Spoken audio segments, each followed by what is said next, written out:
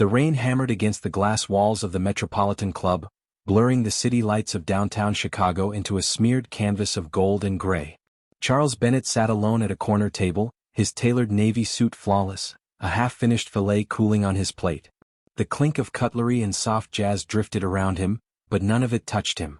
The world beyond the window, the rain-slicked streets, the blur of headlights, seemed far closer to the emptiness pressing against his chest. 25 years had passed since Laura died. 25 years, and yet it still felt as raw as that icy February morning when the police knocked on his door. He had built an empire since then, towering over the Chicago real estate market, amassing wealth that only a handful could comprehend. But none of it filled the hollow Laura left behind. He never remarried. Never had children. Not even a whisper of scandal followed him. People whispered about his loyalty, his devotion to a memory. In truth, work had simply been easier than people. Success gave him applause without expectation. Contracts didn't die in car accidents. Tonight had been no different. A charity gala at the Drake, handshakes with mayors and CEOs, speeches about community and legacy. Empty words, empty faces. Charles had left before dessert, not even pretending he cared. Now, in this gleaming restaurant, he watched his untouched wine swirl slowly in the glass as the rain outside mirrored the cold weight inside him. He didn't feel sadness anymore. Grief had calcified into something quieter, an ache so familiar he'd forgotten life without it. Pushing his chair back, Charles signaled for the check. He slipped into his overcoat, nodding at the maitre d', who greeted him with the reverence reserved for clients who tipped without asking. The cold air hit him as he stepped onto the sidewalk, the sharp wind slicing through Michigan Avenue, whipping raindrops against his face. The streets glistened under the soft glow of lampposts, puddles stretching between parked cars and curbs. He walked without thinking, his leather shoes splashing softly as he moved toward his waiting car. Then he saw her. Under the narrow awning of a closed diner, a young woman sat on the pavement, her knees drawn up, a baby cradled against her chest beneath a thin jacket. Her hair clung to her face in damp strands, her clothes soaked through. She rocked gently, her eyes locked on the sleeping child. It was a scene Charles should have walked past, a common enough sight in this part of the city after dark. A story of bad luck, bad choices. Normally he would have nodded to his driver, gotten into the car and moved on. But tonight something stopped him. Something about her face, the shape of her mouth, the tilt of her chin, triggered a strange tightening in his chest. He couldn't place it, couldn't explain it. It wasn't recognition, not exactly. But there was something there. Something disturbingly familiar. Before he even realized what he was doing, Charles reached into his coat pocket, his hand closing around a crisp stack of bills he had withdrawn earlier in the evening for tips at the gala. Without a word, he stepped toward her and held out the money. $500. Enough to get her off the street at least for tonight. The woman looked up, her eyes wide with a mixture of surprise and caution. For a moment they locked eyes. And Charles felt an odd shiver crawl down his spine. There was a depth in those eyes, a shadowed pain, that hit something raw in him. She whispered something, her voice almost lost in the wind, but he didn't catch it. He didn't wait for thanks. He simply nodded, slipped his hands into his pockets and walked away into the rain. His driver opened the car door, but Charles waved him off. He kept walking, not knowing why. The image of the woman burned into his mind. He should have forgotten her the moment he turned the corner. She should have been just another stranger. But as the rain fell harder and the night swallowed him, he realized with a strange certainty that this fleeting encounter wasn't the end of a moment. It was the beginning of something he couldn't yet see. Something waiting in the shadows of a life he thought was already written. The morning sky hung low over Chicago, thick with gray clouds that threatened more rain. Graceland Cemetery was nearly deserted when Charles arrived, as it often was this early. He walked the familiar gravel path bordered by ancient oaks, the sound of his polished shoes muffled by damp fallen leaves. The place had become routine, a quiet ritual that allowed him to pretend for a few moments each week that the past wasn't entirely gone. He brought no flowers today, only the habitual weight of unspoken words and a heart trained to expect nothing in return. The Bennett family plot sat near a grove of elms, marked by a modest granite headstone Laura had once chosen herself. Simple, she had said on the day they walked this ground together, long before tragedy carved her name into the stone. Every visit had been the same. He would stand in silence, reflect on the years that slipped away, and leave with the same sense of aching emptiness. But this morning something was different. As he approached the grave, Charles slowed, frowning at the sight before him. Someone was already there. A young woman knelt on the damp grass in front of Laura's headstone, her head bowed low, a child clutched tightly in her arms. The baby squirmed slightly beneath a soft, worn blanket, unaware of the chill in the air. The woman's shoulders trembled, her quiet sobs almost lost to the wind rustling through the trees. Charles stopped a few paces away, his mind stumbling over itself. The image hit him with the sharp jolt of something profoundly wrong. This wasn't a mourner he recognized, not family, not a distant acquaintance. He opened his mouth to speak, hesitated, then took a cautious step forward. The woman didn't move. He cleared his throat softly, an instinctive gesture more than a demand for attention. The woman's head lifted slowly. Their eyes met, and for the second time in as many days, Charles felt the unsettling twist deep in his gut. Her face, pale, framed by damp strands of dark hair, stirred something familiar. Too familiar. "I'm sorry," the woman whispered, her voice hoarse, eyes rimmed with red. She clutched the baby closer as if bracing for rebuke. "I didn't mean to. I shouldn't be here." Charles forced his voice steady, masking the storm building beneath his calm exterior. "You were on Michigan Avenue last night? Outside the diner?" The woman nodded slowly, glancing down at the infant in her arms. "Yes, that was me." His pulse quickened. He should have walked away. He should have let it go. Instead, the words came hard and dry. "Why are you here? This grave, this was my wife's." For a long moment, the woman said nothing. Then her lips parted, her voice soft but clear enough to cut straight through him. "Laura was my mother." The cemetery fell silent, save for the distant hum of traffic beyond its gates. Charles stared at her, every fiber of logic rebelling against her words. Laura, her mother? Is Laura? It wasn't possible. "You must be mistaken," he said quietly, shaking his head. "You're confusing someone?" The woman shook her head, her expression unreadable. "I'm not. I found out a few months ago. After my foster mother died." A foster mother. Charles felt the ground tilt slightly beneath him. "What are you talking about?" His voice dropped lower, tinged now with disbelief, even a thread of anger he didn't fully understand. Without a word, the woman slipped a delicate chain from around her neck. Dangling from it was a silver heart-shaped locket. She opened it with a gentle flick of her thumb and held it out for him to see. Inside was a tiny faded photograph. A woman smiling, dark hair curled over her shoulders. Laura. The very picture Charles had taken himself on their first wedding anniversary. He had given her that locket, engraved with a date only the two of them understood. The sight of it sent a cold rush through him. He couldn't speak. The woman let the locket fall gently back against her chest, her gaze never leaving his. Charles stood frozen, his mind spinning with fragments of memories that no longer seemed so certain. He wanted to believe this was a cruel mistake, a stranger's delusion. But in the hollow quiet of that cemetery beneath the gray Chicago sky, the truth pressed close, silent, suffocating, and undeniable. Without another word, the woman turned back toward the headstone, her hand resting gently on the name etched in granite. Charles lingered a moment longer before stepping back, his world shifting in ways he couldn't begin to understand. The unanswered questions clung to him as he walked away, each one heavier than the last. The skyline stretched out beyond the floor-to-ceiling windows of Charles Bennett's penthouse, a cold expanse of steel and glass reflecting the late morning sun. But the beauty of the view was wasted on him. He stood in the center of his study, the walls lined with awards, framed articles, and photographs chronicling his rise in Chicago's business world. None of it mattered now. His hands hovered over an old leather trunk, worn at the edges, tucked away in the far corner of the room like a relic from a life he had packed away and refused to examine. He opened it with a slow, deliberate motion. Inside lay mementos of Laura's life, scrapbooks, letters, faded photographs, small keepsakes she had gathered over the years.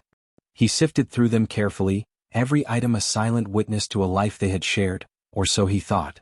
At the bottom, beneath a bundle of theater programs tied with a ribbon, he found it. A small, soft-covered journal bound in cracked burgundy leather. He had seen it before. After Laura's funeral, he remembered packing it away without ever opening it, convinced it would only sharpen the pain he was already drowning in.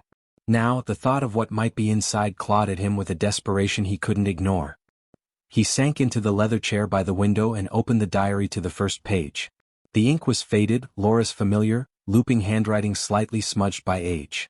The early entries were filled with snippets of their life together. Dinners at the Drake, late-night walks along the lakefront, whispered dreams of a future built on love and ambition. But as he turned the pages, A subtle shift emerged. The entries became shorter, fragmented, filled with hesitant words and unfinished thoughts. One passage struck him like a punch to the gut. I see the way he looks at the world, at the company, at the deals. I wonder if he will ever look at me like that again. I know he says he isn't ready for children. I know he jokes that they'd only get in the way of our plans. But I don't think I can hide this forever. I don't know how to tell him. I'm terrified. Charles felt the blood drain from his face. The words blurred for a moment as his hands tightened around the fragile spine of the journal. He flipped ahead, searching for something, anything, that might explain what he had just read. Another entry, dated 3 months before her death, stopped him cold. I made a mistake a long time ago. I thought I could forget it. I thought I could live with the choice I made. But I see him every day and it eats at me. The lie, the fear, the weight of it. I love him, but I've never been honest. And now, I don't know if I ever can be.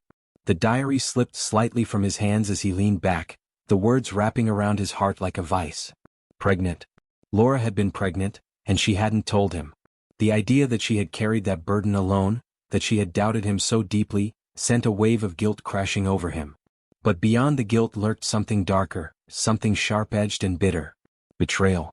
That afternoon, Charles walked into a quiet cafe on Clark Street, the bell over the door chiming softly as he stepped inside.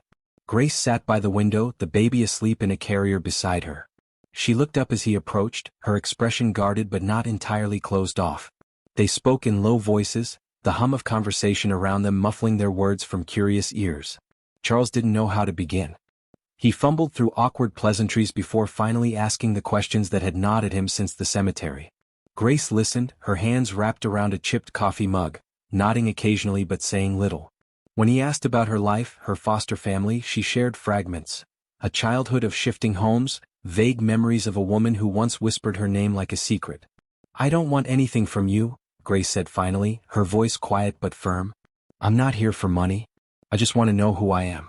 And who she really was. The words hit Charles harder than he expected. He felt something loosen inside him, a knot of resentment giving way to a hollow ache.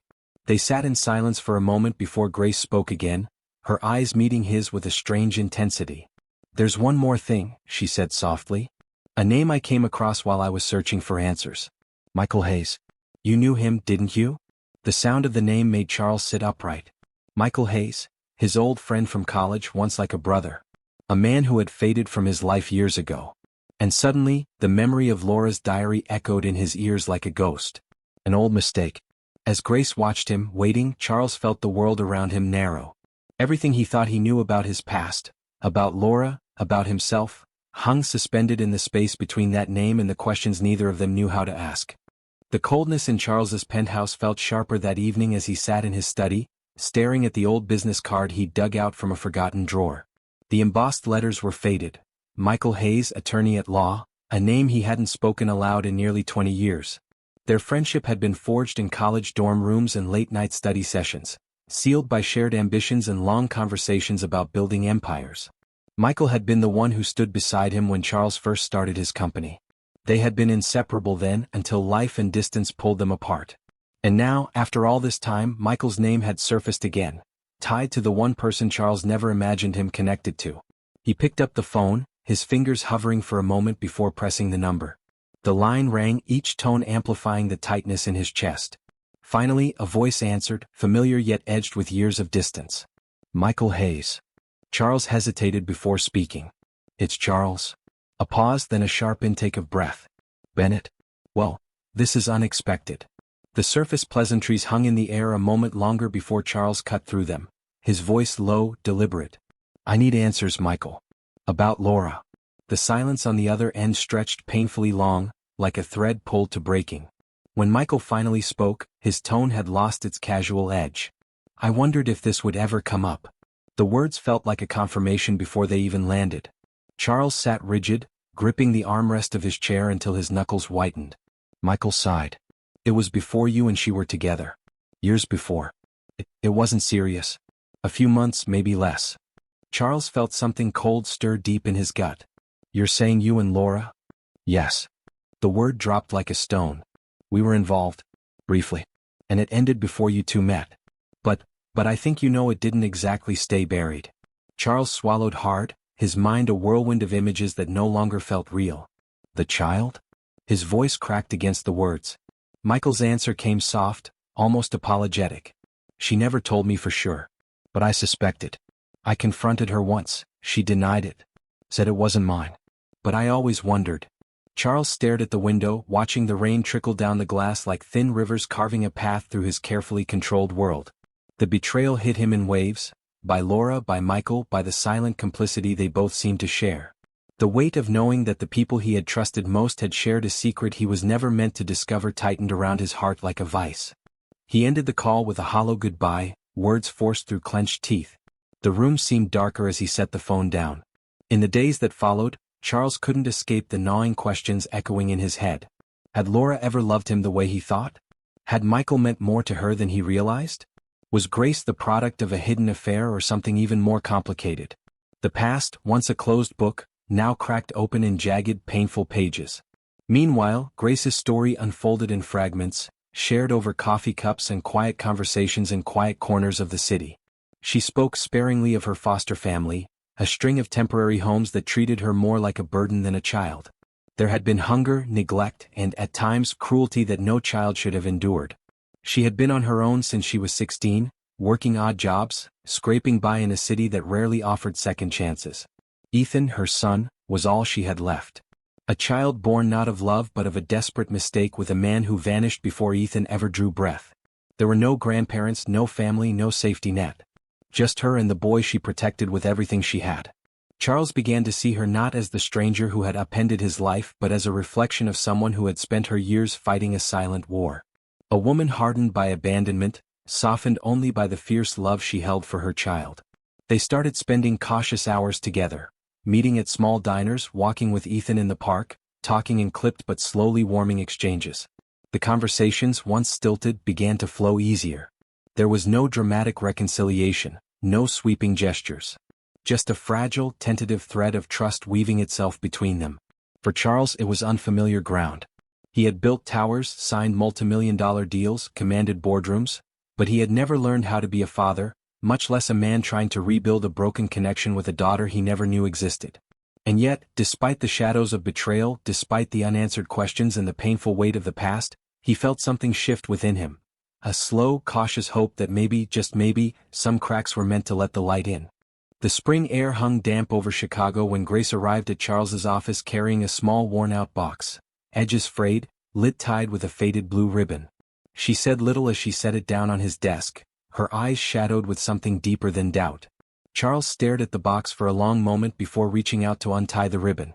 Inside, amid scattered photographs and yellowed papers, lay a single envelope addressed in Laura's unmistakable handwriting. The paper was brittle to the touch, the ink slightly smeared with time. The date scrawled at the top struck Charles like a silent blow. It was written just weeks before Laura died. He unfolded the letter with hands that trembled more than he cared to admit. The words swam before him, Laura's familiar curves on the page cutting straight through the layers of doubt and anger he had built up in recent days. Charles, I never had the courage to tell you the truth. I'm writing this because I fear I won't ever be able to say it aloud. There's something I've carried for years, something that wasn't just a mistake, it was a nightmare I couldn't escape. Michael, it wasn't what you thought. It wasn't love. It wasn't even a choice. He hurt me and I never told anyone. I was afraid. Afraid you'd see me differently. Afraid I'd break something inside you that couldn't be fixed. I was pregnant. And I thought, maybe I hoped, it was yours. I let myself believe that because it was the only way I could bear the silence. I loved you more than you'll ever know, but I didn't know how to carry the truth without destroying us both. The words blurred and reformed, each sentence tearing at the walls inside him. Michael, his friend, his confidant, had assaulted Laura. And Laura, instead of confronting him, had buried the pain to protect the man she loved from a truth she believed would shatter him. Charles sat back in his chair, the letter resting on his lap as the weight of the revelation settled over him. The betrayal, the years of unspoken questions, the anger he had nursed, all of it twisted now into something he couldn't quite name. Laura hadn't been unfaithful. She hadn't lied for selfish reasons. She had suffered in silence, thinking it was for his sake. He felt the echo of that pain ripple through him like an ache too deep for words. Grace stood quietly on the other side of the desk, her expression unreadable but her eyes soft with something close to understanding. She spoke gently, her voice barely above a whisper, saying that she had found the letter in a box of old papers kept by her last foster family. She hadn't read it until recently. She hadn't even known who Michael was until Charles mentioned him. The truth hit with a cruel clarity. Grace wasn't his daughter by blood. The child Laura had carried, the one she had feared to speak of, was born of violence. Yet when Charles looked at Grace, at the strength in her stance, at the quiet resilience that mirrored a woman he had loved with all his heart, he felt something shift inside him. It wasn't disgust or distance. It wasn't even pity. It was connection. Something raw and painfully human. Love, he realized, wasn't bound by blood or by the neat lines of DNA tests. Love came from choice, from presence, from the willingness to stand beside someone when everything else fell apart. The days that followed felt different. He and Grace began sharing pieces of their lives that had long remained hidden behind walls of suspicion and silence. It wasn't easy, awkward pauses, moments of doubt, tentative steps forward. But they found a rhythm in small things. A shared walk through the park with Ethan, long conversations over coffee, quiet moments that stretched into hours without either of them noticing. They weren't trying to rewrite the past. They were building something new from the fractured pieces they had both carried for too long. And on a clear Sunday morning, Charles stood with Grace and Ethan at Laura's grave. The sky arched soft and blue above them, the city hummed softened by the sanctuary of trees. Grace placed a single white rose at the headstone while Ethan clutched Charles's hand, his tiny fingers curling around his like an anchor. Charles stared at Laura's name etched in the stone, his heart strangely quiet. The grief hadn't vanished, but it no longer felt like a weight dragging him down. It felt lighter. Different. He thought of the years he'd spent believing life had ended the day Laura died. How he'd buried himself in work, believing the future held nothing worth reaching for. And yet here he stood, beside the daughter fate had hidden from him and the grandson he never dreamed he'd know. 3 lives tangled together by pain, by loss, but also by something far stronger. Family, Charles realized, didn't always come the way you expected. Sometimes it found you when you weren't looking. Sometimes it arrived carrying scars, wrapped in questions you might never fully answer. But when it did, you held on. You didn't let go. As they stood together beneath the quiet Chicago sky, Charles allowed himself to believe, for the first time in years, that love wasn't about perfection or past mistakes. It was about now. And sometimes, now was enough. Dear viewers, thank you for being with us. Subscribe to the channel, like us, and be sure to write in the comments what you think of this story. Don't forget to click on the bell, so you don't miss new interesting stories. See you soon.